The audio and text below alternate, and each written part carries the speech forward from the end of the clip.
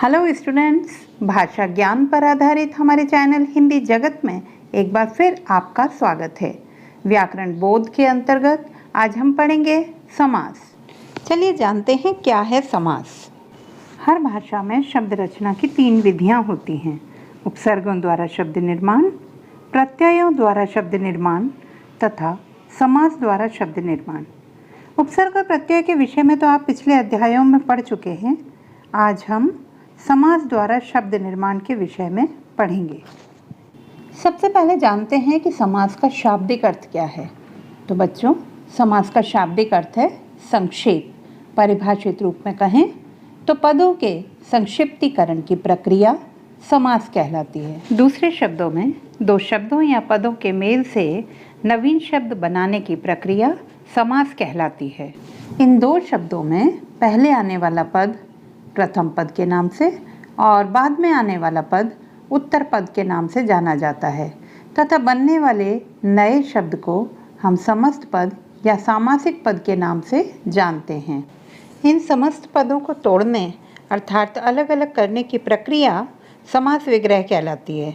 आइए इसे उदाहरण द्वारा समझें। जैसे देशवासी समस्त पद का समास विग्रह होगा देश का वासी। ठीक इसी प्रकार माता पिता समस्त पद का समास विग्रह होगा माता और पिता। अक्सर बच्चों को लगता है कि संधि और समास में 2 शब्दों का योग किया जाता है, तो फिर इनमें अंतर को कैसे समझा जाए।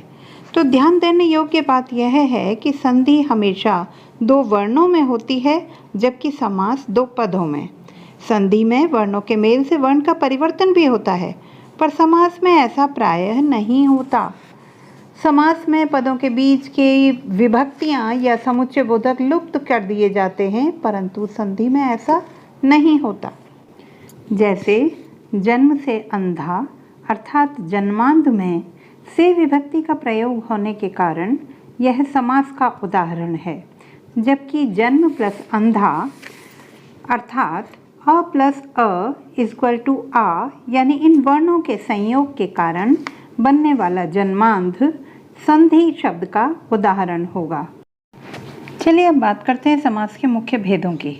समास के मुख्य रूप से 4 भेद माने जाते हैं: तत्पुरुष समास, द्वंद्व समास, अव्ययी भाव समास और बहुव्रीहि समास। कहीं कहीं द्विगु समास और कर्मधारय समास को भी इसके साथ गिना जाता है, परंतु हम यहाँ इन्हें तत्पुरुष समास के भेदों के रूप में पढ़ेंगे। चलिए जानते हैं क्या है तत्पुरुष समास। परिभाषित रूप में कहा जाए तो जिस समास में प्रथम पद गौण तथा उत्तर पद प्रधान होता है उसे तत्पुरुष समास कहते हैं। प्रयुक्त विभक्ति के आधार पर इन्हें 6 भागों में बांटा गया है: कर्म तत्पुरुष, करण तत्पुरुष, संप्रदान तत्पुरुष, अपादान तत्पुरुष, संबंध तत्पुरुष एवं अधिकरण तत्पुरुष। पहचान की बात करें तो तत्पुरुष समास में पद के मध्य से विभक्ति का लोप कर समस्त पद बनाया जाता है। आइए देखते हैं कुछ उदाहरण। जैसे अकाल पीड़ित, अकाल से पीड़ित, राजपुत्र, राजा का पुत्र, गुरु दक्षिणा, गुरु के लिए दक्षिणा। चलिए जानते हैं तत्पुरुष समास के उपभेदों के बारे में। तत्पुरुष समास का पहला उपभेद है कर्मधारय समास। कर्मधारय समास के दोनों पदों के बीच 2 तरह के संबंध हो सकते हैं: विशेषण विशेष्य का तथा उपमेय उपमान का। आइए कुछ उदाहरण देखें। जैसे महात्मा, महान आत्मा, कमल नयन, कमल के समान नयन। आइए पढ़ते हैं द्विगु समास। द्विगु समास के बारे में कुछ बातें ध्यान रखने योग्य हैं। जैसे द्विगु समास में पूर्व पद गौण तथा उत्तर पद प्रधान होता है। पूर्व पद सदैव कोई संख्यावाची विशेषण होता है और उत्तर पद के बाद समूह या समाहार शब्द अवश्य जोड़ा जाता है।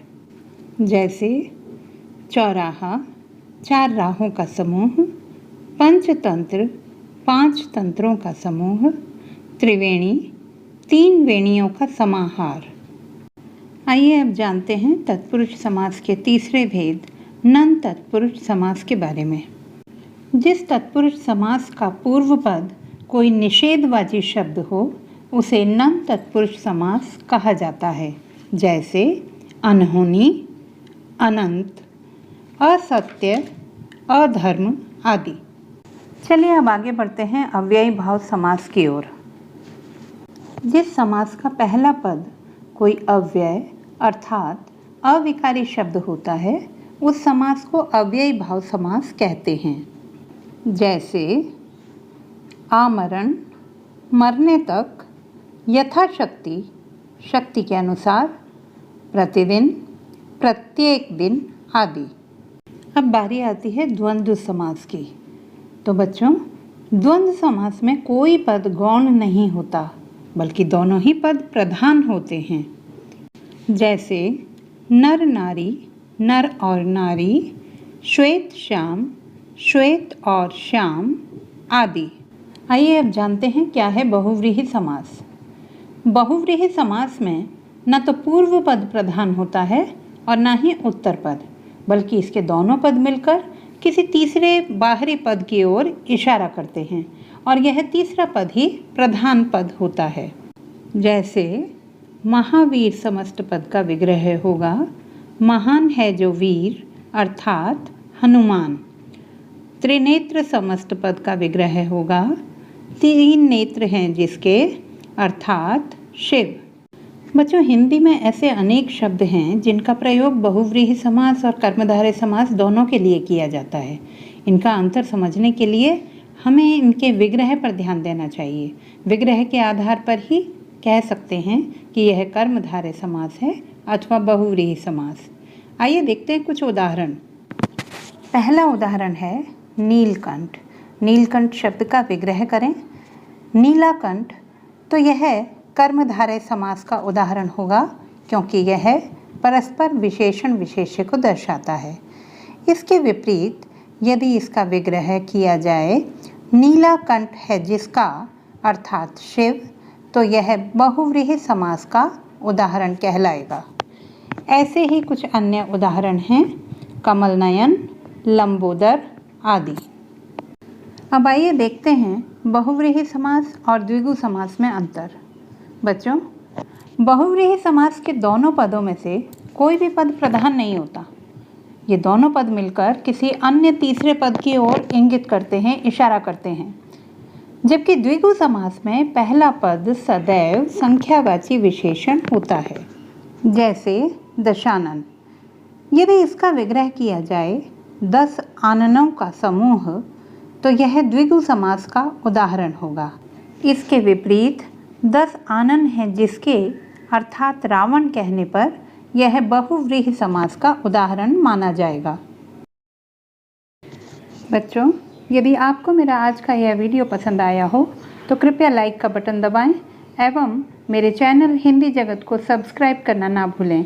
शीघ्र ही मिलेंगे अन्य नए वीडियो के साथ। धन्यवाद।